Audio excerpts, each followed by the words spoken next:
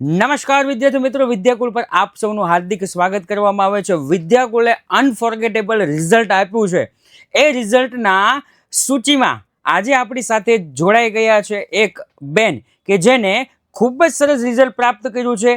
નામ શું છે, પર્સન્ટાઇલ કેટલા છે અને પર્સન્ટેજ કેટલા છે એ એમના જ મુખે સાંભળીએ. તો તમારું નામ, પર્સન્ટેજ અને પર્સન્ટાઇલ જણાવશો? જી મારું નામ છે શિંગાડા કશિશ જિગ્નેશભાઈ. ના આ એક્ઝામમાં મને 99.72 ક્લિયર આવેલા છે, જ્યારે મારા પર્સન્ટેજ થાય છે 93.43. ઓકે, ખૂબ સરસ. પહેલાં તો સૌપ્રથમ કોંગ્રેચ્યુલેશન તમને કે એટલી બધી ઝળહળતા સિદ્ધિ તમે પ્રાપ્ત કરી છે. રેડી? ટકા કેટલા તમે કીધા મને કઈ? 93.43. Okay, very good. મતલબમાં મારી 2 પરીક્ષાના ને તમારી 1 પરીક્ષાનો થયો ટકા. ખૂબ સરસ. 35% એટલે પછી તો 35 તો આપણે પાસ થઈ જઈએ કે નહીં? ઓકે, ચાલો. તો સૌપ્રથમ તમારી શરૂઆતથી તૈયારી કેવી હતી એના વિશે થોડું સમજાવો. સ્ટાર્ટિંગથી જો પ્રિપેરેશન સ્ટાર્ટ કરી દઈએ તો એન્ડમાં કઈ લોડ આવતો નથી. હા. સ્ટાર્ટિંગમાંથી 2 અવર્સ, 3 અવર્સ, 4 એવી રીતે ટાઈમ ઇન્ક્રીઝ કરતા જાય. બીકોઝ યર સ્ટાર્ટિંગ હોય અને 11th નું વેકેશન હોય તો બધા વેકેશન મોડમાં ઓન હોય. તો ધીમે ધીમે પ્રિપેરેશન કરીએ તો આપણા માઇન્ડને એ ટાઈપની આદત પડી જવાની, એ ટાઈપને હેબિટ થશે. હા, એ વાત રેડી. ઓકે, ત્યાર પછી થોડીક ટીક અને ટ્રિપ્સ લેવી છે જેથી જે આપણા જુનિયર બાળકો છે, આપણે તો હવે સિનિયર થઈ ગયા છીએ, આપણા જે જુનિયર બાળકો છે એને આપણામાંથી કંઈક શીખવા મળે. રેડી? આમ તો જો કે કોઈ શીખતું ન હોય પણ પરિણામ જાજુ આવે તો ઘણા આપણામાંથી શીખે. રાઈટ? યસ. તો સૌ પ્રથમ પ્રેક્ટિકલ સબ્જેક્ટ છે સ્ટેટ અને એકાઉન્ટ. એની તૈયારી કઈ રીતે કરતા હતા? સ્ટેટ છે તે પ્રેક્ટિકલ સબ્જેક્ટ છે એન્ડ પ્રેક્ટિસ છે. સ્ટેટ એન્ડ અકાઉન્ટ બંને પ્રેક્ટિસ થી આવડે એવા સબ્જેક્ટ છે. એની તો જેમાં જેમ પ્રેક્ટિસ વધારે હશે તેમ બધા ડાઉટ બી ક્લિયર થતા જશે અને જે પ્રેક્ટિસ થી જ આવડે તેવા સબ્જેક્ટ. ઓકે, માની લ્યો કે સ્ટેટ એકાઉન્ટ છે, નોર્મલી આપણે બધાને કહેતા હોય કે દાખલા ગણો, એ લોકો ગણતા હોય, પણ સ્ટેટ અને એકાઉન્ટના માર્ક કેટલા છે? સ્ટેટમાં 100 આઉટ ઓફ 100 છે એન્ડ અકાઉન્ટમાં 97. કેટલા? 97. 97. રેડી? દાખલા તો બધા ગણે છે, પણ આપણે એવું શું અલગ કર્યું કે આપણા સ્ટેટમાં 100 માંથી 100 અને એકાઉન્ટમાં 97 આવ્યા, એ હું કહું છું.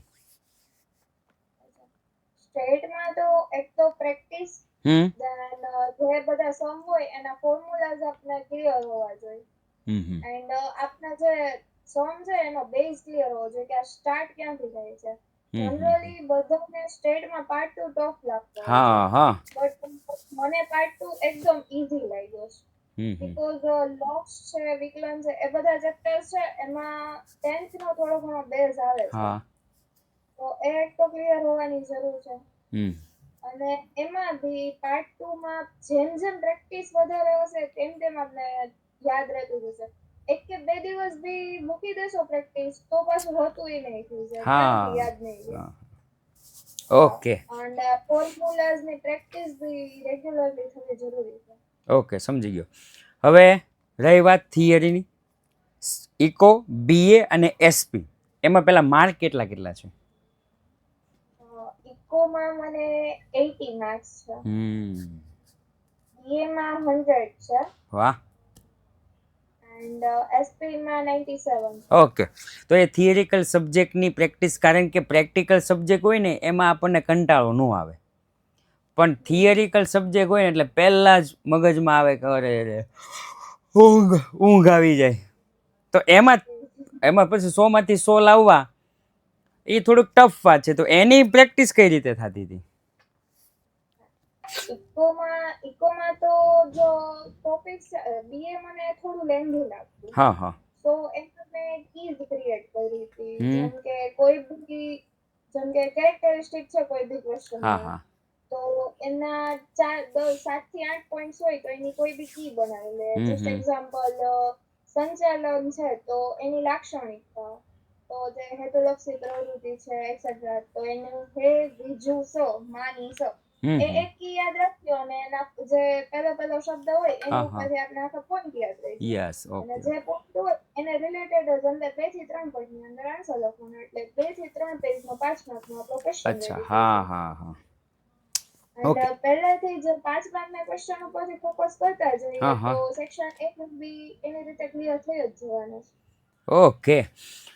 પ્લસ બીજું એ કે આપણે છે એ આપણા જુનિયરને આપણા પછી જે ભણવાના છે એને એક ટૂંકમાં સંદેશ આપવો હોય તો કોઈ તારા તરફથી કોઈ સંદેશ હોય કે કઈ રીતના કેવી રીતના મહેનત કરવી, ક્યાંથી મહેનત કરવી, એ જરા. યરની સ્ટાર્ટિંગથી જ બધું પ્રિપેરેશન રોજે રોજનું કરતા જાય બધા સબ્જેક્ટનું, તો પછી લાસ્ટમાં કોઈ બર્ડન રહેતું નથી, કોઈ બી પ્રેશર રહેતું નથી. મેં સ્ટાર્ટ કર્યું હતું બટ પ્રેક્ટિકલ સબ્જેક્ટમાં મેં વધારે ફોકસ કર્યું. તેના લીધે ઇકોમાં મારે બહુ ઇમ્પેક્ટ પડી છે, એના લીધે મારું રિઝલ્ટ વધુ ડાઉન ગયું છે. એન્ડ થોડુંક ગ્રેડ તો મને એ બી રહી ગયો છે કે ઇકોનું ફર્સ્ટ પેપર હતું એન્ડ યુથ હા, વિદ્યાકુલમાં જોયું નથી. અચ્છા, હા. હું એ પોઈન્ટ ઉપર આવવાનો જ હતો કે વિદ્યાકુળની આપણી જે ચેનલ છે એની ખબર તને ક્યારે પડી એમ. એમ તો યરના સ્ટાર્ટિંગથી જ હા. કનેક્ટેડ હતી યુથ વિદ્યાકુલ, પણ એક્ઝામ ટાઈમમાં મેં મોસ્ટ ઓફ બધું ફોકસ યુથ વિદ્યાકુલ પર જ રાખ્યું છે.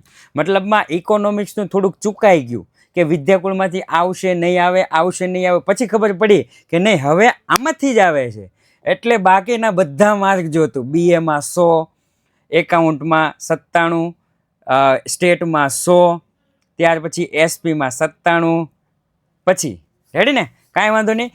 જે પણ આપણું રિઝલ્ટ આવ્યું છે એકદમ બેસ્ટ જ આવ્યું છે. જેટલી મહેનત કરી હોય એટલું ભગવાને આપણને આપ્યું છે. રેડી? ઓકે, ચાલો.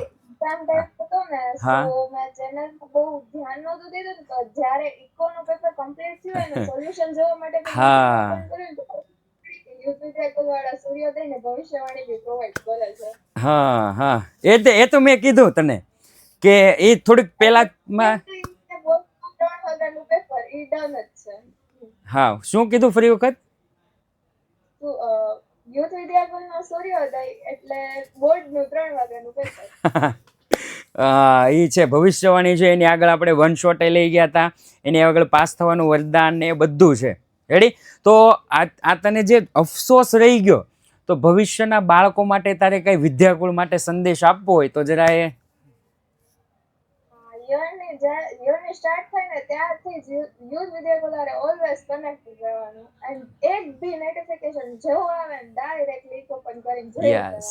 અને સાથે સાથે હા, સાથે સાથે વિદ્યાકુળ એપ્લિકેશન છે એમાં પહેલેથી ટોપર બેચથી પૂરેપૂરું ભણાવવામાં આવે છે. રેડી? તો એ પણ આપણે કરી શકીએ. Okay, thank you so much.